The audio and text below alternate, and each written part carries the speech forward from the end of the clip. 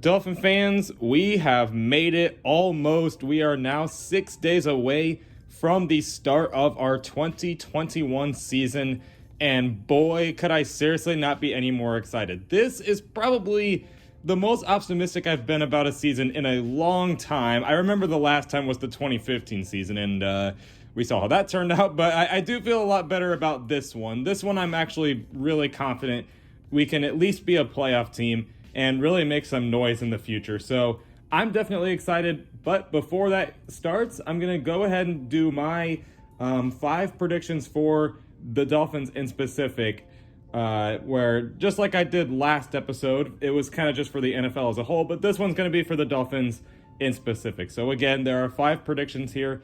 Some of them maybe aren't that bold, but like it's still my overall 5 bold predictions for the 2021 Dolphins. All right, so here we go. Number 1, I'm going to put as Tua breaks out. I know that was kind of in the last video, but I'll go ahead and put it there anyway. I'm not even really going to explain that much. Like, you guys kind of get the idea. I've been talking about it for a long time. He's got the receivers. He's getting healthy. And honestly, maybe the criticism and all the doubt is going to motivate him to be a little bit better. So, I think there's a really good chance Tua breaks out in his second season and it finally puts a rest to those Deshaun Watson rumors, because even as someone who was on that at first, I already made a video explaining why I'm not now, but, as someone who was like that, I actually am really ready for that to really kind of shut up, to be honest. But anyway, moving on to the second prediction here.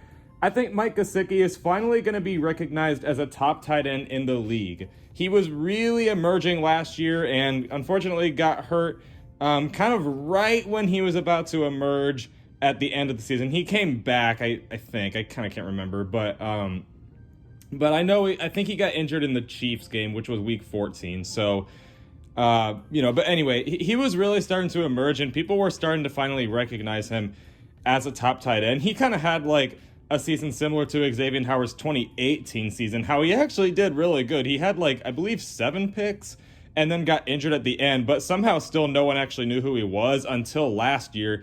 I kind of think Mike Gesicki does that this year, and especially because he's kind of on a contract season in a way. The Dolphins still haven't paid him. I can't imagine they seriously let him go, because I think they kind of know how valuable he is, and we'll just see. But I do think he's going to be a top target for Tua. He kind of already is in a way, and he's seriously just such a gifted tight end. I have been a Mike Gesicki stan ever since he was drafted. You can go back to my channel from the very start. You will see a ton of Mike Gesicki stan videos. So, I am a giant believer in this guy. He's honestly one of my favorite players that I've ever seen, to be honest. He seems like he's a pretty likable guy as well.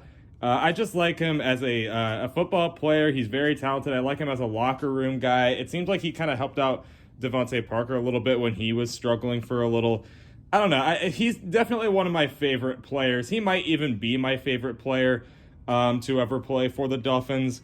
Honestly, as a person, I like Devontae Parker too. But anyway, my prediction there is that Mike Gesicki will finally be recognized as a top tight end. But anyway, number 3, Jalen Waddle actually has a better rookie season than Jamar Chase. And I know some people might not say that's bold at the moment, just because Jamar Chase had a pretty god-awful preseason with all the drops, and now whatever the thing he's being accused of is, I don't know everything about that, but honestly, I think that does hold up, even if Jamar Chase does play well this season. I think he's just not. Basically, it just has to do with my non-trust in the Cincinnati Bengals. I don't trust their O-line. I still think it was a mistake not to improve their O-line. Joe Burrow will be playing off of an injury that I think is going to mess him up a little bit, whereas the Dolphins are playing with a more healthy roster. I'm still not a big believer in the offensive line, but at the same time, that helps, because if they're going to use Jalen Waddle as kind of the quick pass, catch and run type receiver, that could help him get a better rookie season. Even though that might not be his true strength, it's not that he's bad at it. So I think Jalen Waddle will end up having a better rookie season than Jamar Chase. Number 4, this one also might not seem that bold, but I'll explain it. Xavier Howard has a minimum of 8 picks. Now, if you kind of like just heard that about any corner, that's bold. But for Xavier Howard's case, it's going to be like, well, yeah, he got 10 picks last year. But for a lot of people, they're not expecting a repeat because they're like, okay, no one seriously repeats that good of a season. That's why he wanted to get paid now, because he kind of knows he's not going to do that again. That was not a fluke for Xavier Howard. Like, that's what I'm talking about. I don't think anyone remembers his 2018 season when he had 7 picks and then got injured at the end. Like, he very well was on pace to get at least 10 picks.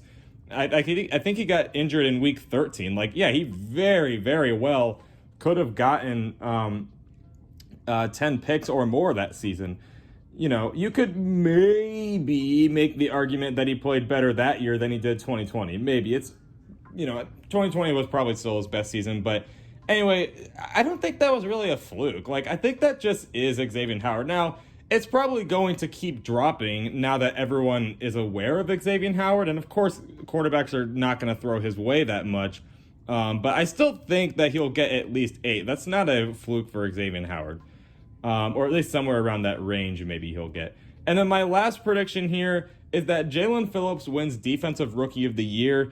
And honestly, really think about it, I don't really know if there's a lot of other rookies that have much of a better shot anyway. Like Micah Parsons, he's a good player, but I don't really think the Cowboys are going to be all that good with Dan Quinn as defensive coordinator, so I don't believe in that. You have like Patrick Surtain with the Denver Broncos. I like Vic Fangio, or at least as a defensive mind, but the Broncos just have not really been able to get anything going. And it seems like for a lot of these rewards, it needs to be like you're either on a good team so that you can get the recognition, or you need to be like Justin Herbert and be that good. Which for a defensive player, that's really hard because no one's really paying attention to them as much as like rookie quarterbacks or whatever. Whereas Jalen Phillips is maybe going to be on the starting lineup week 1. I'm not actually sure at the moment, but he has a chance to be the starter under Brian Flores, who is cementing himself as one of the best defensive minds in the NFL.